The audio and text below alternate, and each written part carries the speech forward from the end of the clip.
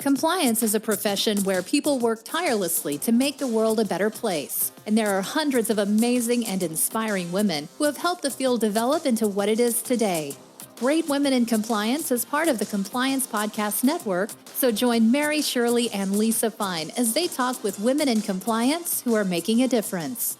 Hi, you're listening to the Great Women in Compliance podcast on the Compliance Podcast Network with Mary Shirley and Lisa Fine. We are also sponsored by the Corporate Compliance Insights. Today, I am speaking with Fatema Merchant, who is a partner at Shepherd Mullen and based in Washington, D.C. Fatema's practice includes compliance counseling, investigations, and cross-border transactional work related to anti-corruption, export controls, economic sanctions, anti-money laundering, foreign investment, and tariff and import regulations, and I'm sure among many other things. What makes Fatema unique is she is also the first hijab-wearing woman to make partner at a Washington, D.C. AmLaw 100 firm. Given this remarkable accomplishment, we thought this would be a great episode to have during Women's History Month. So, Fatema, thank you so much for joining me. I really enjoyed getting to meet you for coffee and had so much to talk about with you there and even more here. Thank you, Lisa, for inviting me to be on your podcast. I'm really honored that I made the cut. All of your guests really are great women in compliance, so I'm humbled.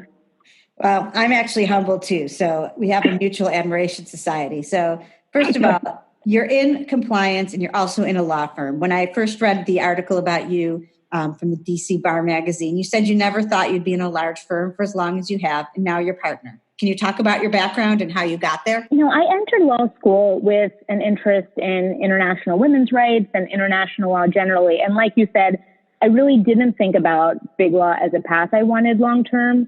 But I summered at a law firm, Norton Rose Fulbright, and started out working on global FCPA investigations and other white-collar matters. And I love learning about international business. I really love the people aspect of investigations and helping a company work through big problems. And I also looked around and realized that there are not many of me in private practice in this area, especially not at senior levels. And it is so important to have women, people of color, diverse voices as part of a team when you're working to solve complex problems for large global organizations. So it did become really important to me to make partner, to make an impact not only at my firm, but also more broadly as a leader in the legal community and among South Asian and Muslim lawyers. And that follows along, talk about the hijab. Many people have this perception that wearing a hijab is somehow dictated to women.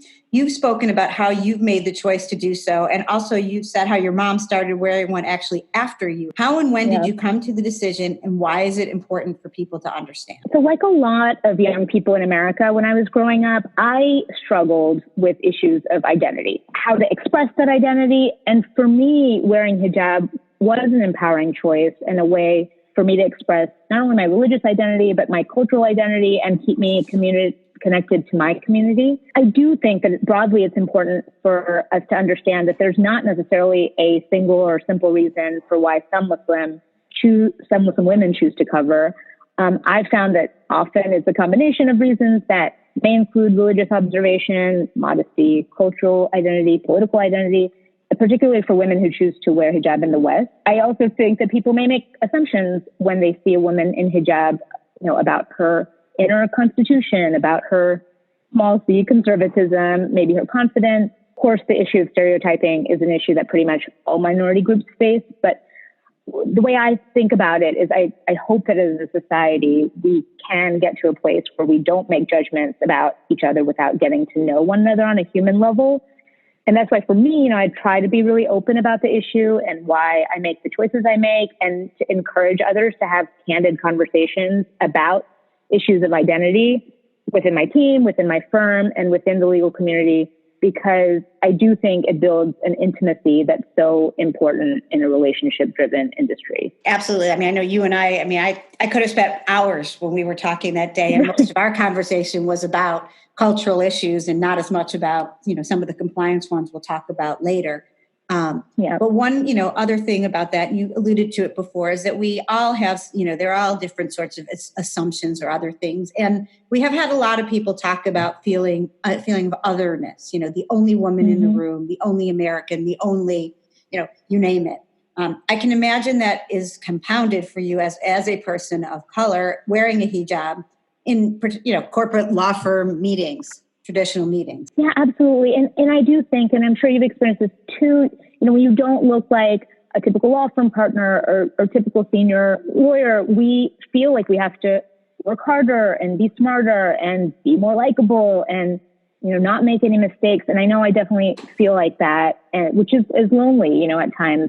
I do think that's why this podcast and what you're doing is so wonderful in bringing together a community of women to share professional and personal stories and really help each other succeed. So yeah, it's no doubt a challenge, but I'll just share what I also see as opportunities, especially in our field, in the compliance and international business space. When you are counseling clients day to day and helping to solve problems, identify risks, mitigate those risks, I feel like trust and empathy are so critical. You really have to put yourself in your client's shoes, think about their pressure points, think about their clients, think about the business and be really practical and partner with your clients. And I do think, now I'm the one who's going to gender stereotype a little bit, being empathetic might come more naturally to women. I think building relationships grounded in trust might come more naturally. And second, as an international trade and compliance and white collar lawyer who focuses on laws and regulations that impact international business, I see my practice really at the intersection of law, of foreign policy, business, and culture. So I find that my experience and my background and worldview has helped me see issues from lots of different angles, which I find very valuable in my practice. Yeah, I guess sometimes when I even think about just even the term or phrase white collar, that came from the collars of shirts that nobody seems to wear as much these days either. Right. Yeah. It didn't envision us in the room. Yeah, absolutely. But I think that, part of your views on all of that, have also helped you become a mentor to women and, women who are attorneys and, that people have reached out to you. Can you talk a little bit more about that too? Yes, of course. I think when you're a junior lawyer, part of what you crave so much is seeing people who look like you or that you can relate to that are just happy as lawyers, that you can lean on and who can build close personal relationships with. So I will say one of the most rewarding things about getting more senior and about making partner is being able to be that sounding board for younger lawyers and particularly diverse lawyers, South Asian and Muslim lawyers and women lawyers. And again, I'll say, that's why a community like this that you're building is so valuable because as a profession, in order to see diverse leadership and whether that we're talking about at GC level, chief compliance officer level, at management and law firms, I think we're only going to see that if senior lawyers make a really concerted effort to mentor young diverse lawyers. And if young diverse lawyers actually stay in the game. And a key part of getting there is through mentorship and close personal relationships where people are really invested in each other's success. Excuse me. I actually just sneezed. That's another thing about our informal podcast. It happens occasionally. Bless you. I think that's interesting. One other point about mentoring that also is that you have mentioned that one of your major, strongest mentors and colleagues is a white male too. So I think one of the things that I think is just nice to kind of bring up is that, people also are becoming very helpful and open-minded and learning as well, all different people from your experience and teaching as well. Yes. And that's why, what we talked about earlier about like kind of building intimacy and close relationships is so important. And absolutely that happens, with people that you relate to and that look like you, but also people that don't look like you and that you might not have a lot in common on paper.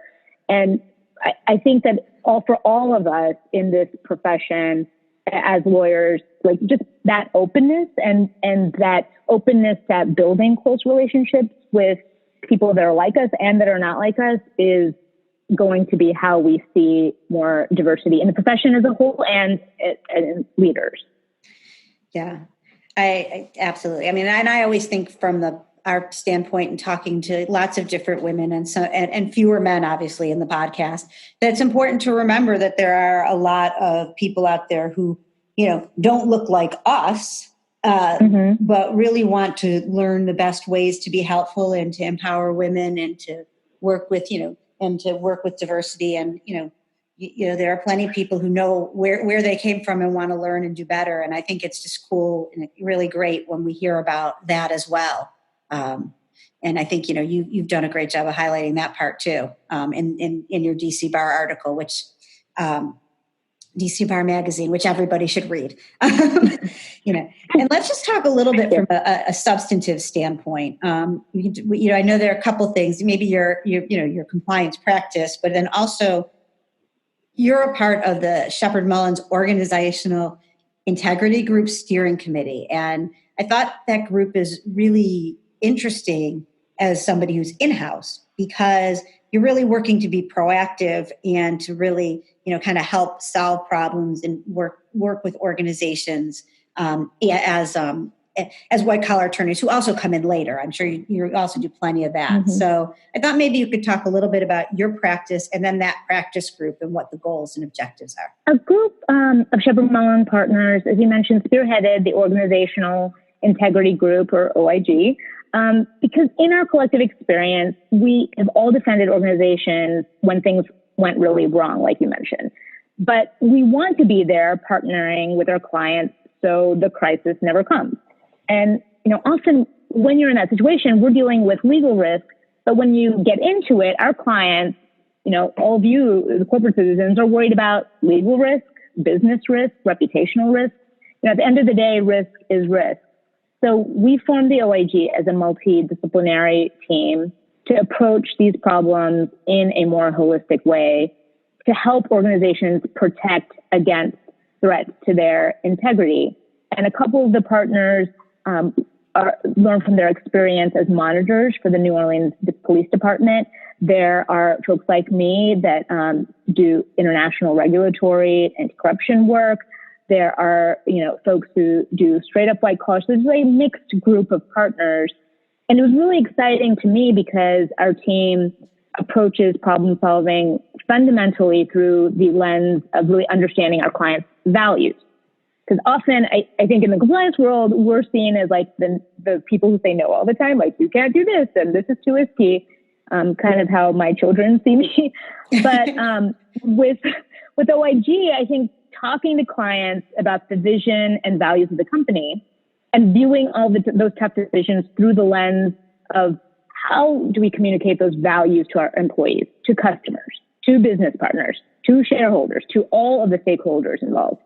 And how do we look at legal and compliance issues with a values-based approach? That's a more positive and authentic conversation than looking at problems narrowly when it comes to legal or compliance risks. And I think it helps us to be better partners with the business. Because we'll have the conversation, like sometimes you can do something lawfully, but the question is, do we want to do it, right? Is that in line with our values? And sometimes, a decision might be an aggressive legal stance, but it's the right thing to do.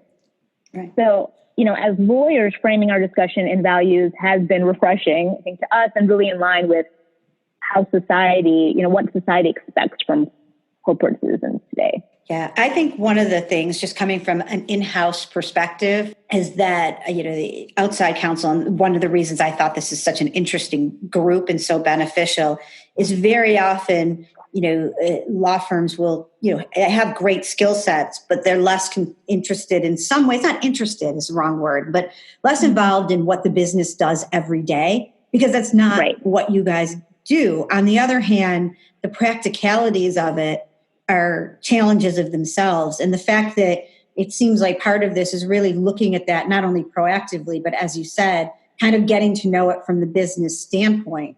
Because one of the things, the flip side of what you just said is sometimes there's something that may be riskier than, compliance or law firms would want to do, but still okay and ethical and legal. And, it may not be, my inclination, but I'm not the aggressive business person who's responsible for making sure that my salary is paid. Right. And like you said, getting to know the company and really like what's motivating our clients, right? That helps us to be better partners with you than kind of coming in and just analyzing legal risk in a silo or other, things in a siloed off. Yeah. I mean, and I think it's a great model for going forward, because I think it becomes more and more important, particularly over the years, because, companies don't always have one firm that does everything for them anymore, one lawyer. We're all very specialized, even within or without. And I think that it's, I really, when we talked, and you're one, as an outside attorney who talks about, what is the company's values? What do you stand for? I think that, that's a really huge thing. Yeah. And, we joke amongst ourselves, we're like, it used to be that lawyers talked about value, like when a trial attorney who gets up in front of a jury doesn't, necessarily talk about technical legal basis, but ultimately they're going to persuade a jury talking about a story or talking about values. And as compliance lawyers, if we, go back to that fundamental, I think it's beneficial for all of us. And I'll just make one small comment before I get to asking you about, sort of the closing and, anything else that you'd want to share. One of the things that was completely separate that when I was at my prior company at Gate Group, there'd be nothing worse than when a law firm would come in and start calling us Gateway. I'd be like, they call on the phone to be like, we've, reviewed some things and we could help Gateway. I'm like, that's not us. And if you can't get our name right, I feel like you don't know us. Yeah. That's a problem if that's how we start. But you'd be surprised. So if you're out there and you're a law firm or a vendor or something else, if there's a lot to learn from this podcast, but if there's one thing that you're calling someone today, just make sure you get their name right. Get the name right. That's going to be the takeaway from this podcast. It really won't, right? But it really won't, because we've got so many other more interesting things. But when you talk about, the way you talk makes me think about the stuff that is really important, separate from the gender and women part of it, and really, and all the cool things that you're doing, but also the really caring for your clients. Yeah. Well, could I pose a question to you? Like that's really helpful, I think, for us and the audience to know, like, what are other kind of pet peeves of yours when an outside lawyer comes in and doesn't know your business? Well, I can say that the name, not knowing the name is good.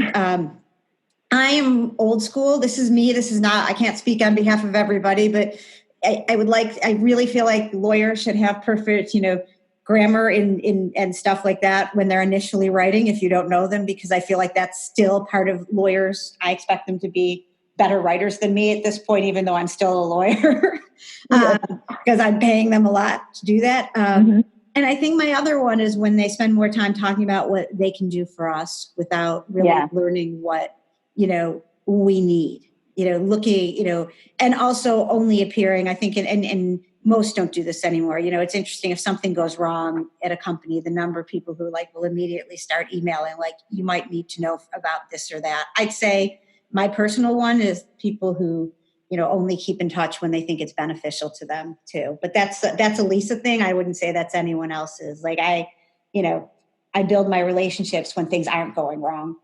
Right. With outside individuals, you tend to build certain ones internally when you live through a crisis together.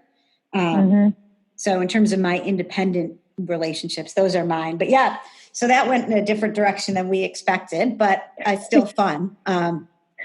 Yes. And on a last topic, I really would like to go back to all of the important, things that you shared at the beginning and talking about your experience. Is there anything else you want to share with this community, or just before we close? Well, I think we've covered a lot of interesting things, but I would just again say thank you for having me on and building this community, because ultimately, I think that the more we can share with each other best practices and just tricks of the trade, the more beneficial it is to all of us. And, a lot of what you talked about in the end, Lisa, is just, it is about that idea of like building trust with our clients, with our legal community, so that we can all be better compliance lawyers in the long run. Yeah. And, I just think, your story in particular is really inspiring, especially being a partner in the law firms here, which is hard, it's a tough road for anybody. And talking about that and also kind of being a role model to many women, whether they're wearing hijab, whether they're South Asian or not, is huge because it really helps with the diversity and helps with the perspectives on it. So thank you for what you've done for the community and really appreciate it. And on behalf of the Great Women in Compliance podcast, thank you all for listening. And I hope everyone has a great day. Thanks for joining us for this episode of Great Women in Compliance. We hope you'll join us in honoring the great women in the compliance field by subscribing to this podcast and leaving a review.